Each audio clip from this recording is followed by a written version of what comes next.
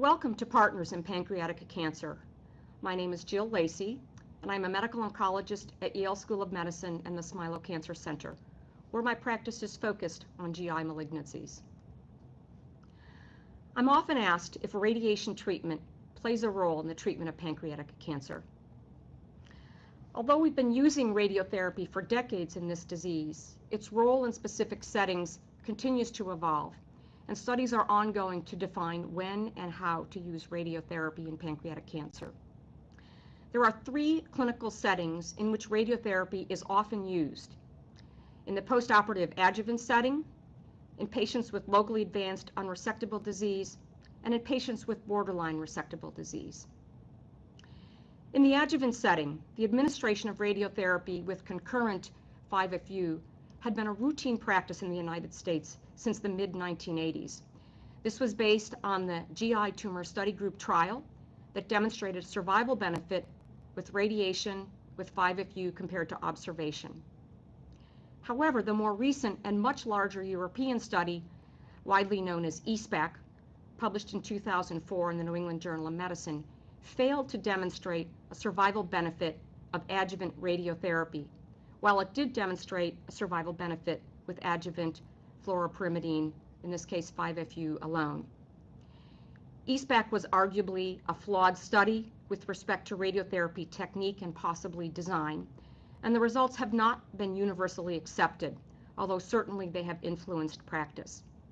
Hopefully the role of adjuvant radiotherapy with modern radiation techniques will be definitively defined by the ongoing RTOG 0848 trial. This is a randomized phase 3 trial to determine whether the use of post-resection radiotherapy with concurrent 5-FU improves overall survival in patients who've undergone a Whipple procedure.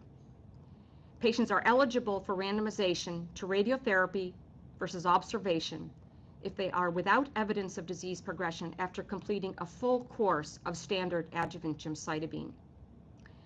We certainly eagerly await the results of this study, and we hope that it will shed light on which patients may benefit from adjuvant radiotherapy after definitive surgery.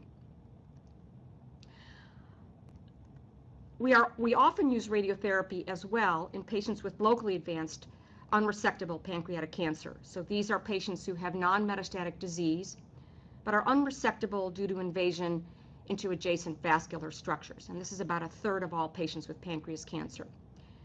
There's no standard approach that is universally embraced for locally advanced pancreas cancer, but therapeutic options include radiotherapy with concurrent chemotherapy, chemotherapy alone, or a sequence of chemotherapy followed by chemoradiotherapy. What is the evidence for these three approaches? There are a few small trials that have attempted to compare initial chemoradiotherapy versus chemotherapy alone using gemcitabine in locally advanced disease, none of which provided a definitive answer as to which approach is superior.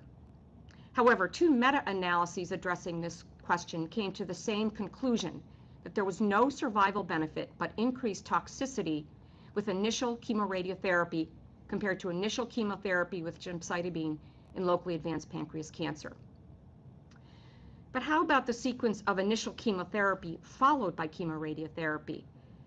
This is an appealing strategy, as it may allow us to avoid radiotherapy in those patients with rapidly progressive metastatic disease during initial chemotherapy.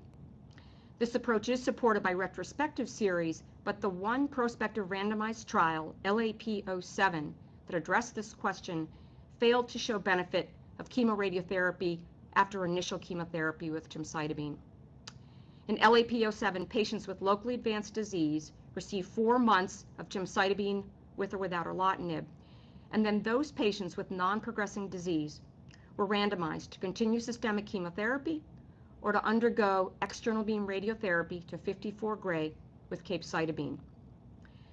In a preliminary report that was presented at ASCO in 2013, chemoradiotherapy was not superior to continuing gemcitabine alone, with a median overall survival of 15.3 versus 16.5 months respectively. We still await the final analysis of this study to see whether this result holds up. It's important to note that in the LAP07 study, patients did not receive what we would consider modern chemotherapy, either FOLFIRINOX or gemcitabine with nab-paclitaxel. Thus, the contribution of chemoradiotherapy to outcome after initial FOLFIRINOX or gemcitabine with nab-paclitaxel remains uncertain and will not be answered by LAP07. Based on the evidence that we do have, our approach to locally advanced disease has evolved to using initial chemotherapy, usually FOLFIRINOX or gemcitabine with nab-paclitaxel.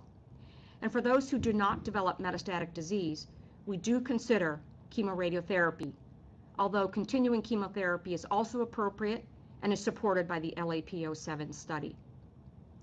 Finally, there's a growing consensus that induction chemotherapy followed by chemoradiotherapy is a particularly useful strategy for those patients with borderline resectable disease. These patients have limited involvement of vascular structures and thus some potential for successful curative resection if cytoreduction can be achieved with a neoadjuvant approach. I would conclude by noting that there are a large number of prospective trials, mostly phase 2, now in progress to better define the success of the current practice of utilizing induction chemotherapy with either FOLFIRINOX or gemcitabine nab-paclitaxel, followed by chemoradiotherapy in patients with either locally advanced disease or borderline resectable pancreas cancer. Thank you for viewing this activity. For additional resources, please be sure to visit the other educational activities on partnersinpancreaticcancer.com.